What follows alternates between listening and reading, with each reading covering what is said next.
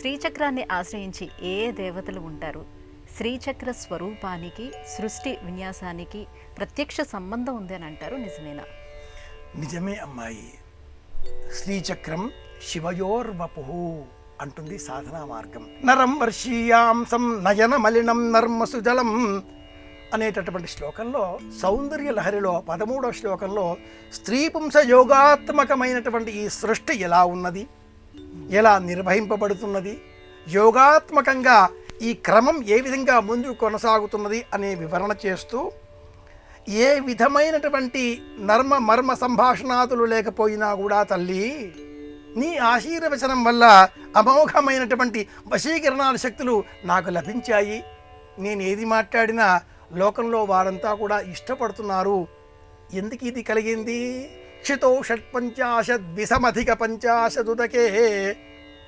ఏది చెప్పినా ఒక శ్లోకం చెబుతాడు అనుకోకుండా, ఆ శ్లోకం ఎక్కడితో కూడా మనం జ్ఞాపకం చేసుకుంటాం కనుక ఆ శ్లోక రూపాన్ని కూడా అన్వేషించి చదివే ప్రయత్నం చేయాలి. ఎక్కడైనా మనం ఏదైనా భోజనానికి వెళితే బఫే అనుకుందాం, ఒక జిలేబీ, ఒక లడ్డు, ఒక పదార్థం వేసుకొని తిన్నాక నచ్చిన పదార్థం కోసం మళ్ళీ వెళ్ళి అదే పదార్థం మరింతగా వేసుకుంటాం. అలాగే ఈ కార్యక్రమంలో ఇన్ని ప్రశ్నలలో, ఇన్ని శ్లోకాలలో నచ్చిన అంశం తెలుసుకొని మూలం వెతికే ప్రయత్నం చెయ్యాలి.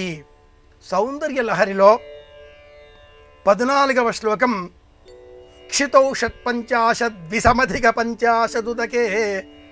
శ్రీచక్రం 9 కోణాలతో కూడుకొని ఉంటుంది.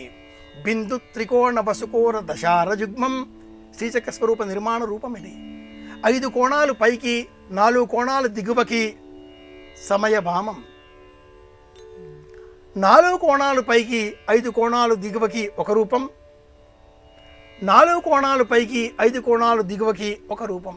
సమయవామము, సమయ దక్షిణము అనే 2 విధానాలలో శివశక్త్యాయుక్తో ఈ లోకమంతా కూడా నిర్మితమై ఉన్నది. ఇందులో ఉండే దేవతలు ఎవరు, కోణాలు ఎన్ని? 108 దేవతలను ఈ శ్రీచక్రంలో మనం ఆవాహన చేస్తూ ఉంటాం. హృదయదేవి, శిరోదేవి, శిఖాదేవి, కవచదేవి, నేత్రదేవి, అస్త్రదేవి, కామేశ్వరి, భగవాలిని, నిత్యక్లిన్నే, భేరుండే, బన్నివాసిని, ఖడ్గమాలలో ఉండే రూపాలన్నీ 108 ఈ శక్తి చక్రంలో మనం ఆవాహన చేసేటటువంటి దైవ రూపాలుగా సాధనా ప్రపంచం అభివర్ణిస్తుంది.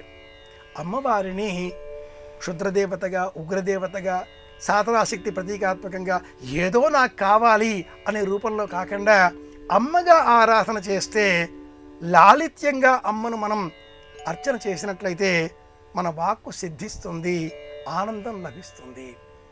ఏది కావాలో ఒక లక్ష్యం ఏర్పాటు చేసుకొని, ధనం కావాలి, స్త్రీలు కావాలి, రాజ్యం కావాలి, పదవి కావాలి, లౌకికమైన వాంఛలతో ఇలాంటి పనులు మనం చేస్తే లభిస్తాయి. కానీ అమ్మ ఆగ్రహానికి కూడా మనం గురి కావాల్సి వస్తుంది. శ్రీచక్రం సంపూర్ణ స్వరూపం సౌందర్య లహరి 14వ శ్లోకం.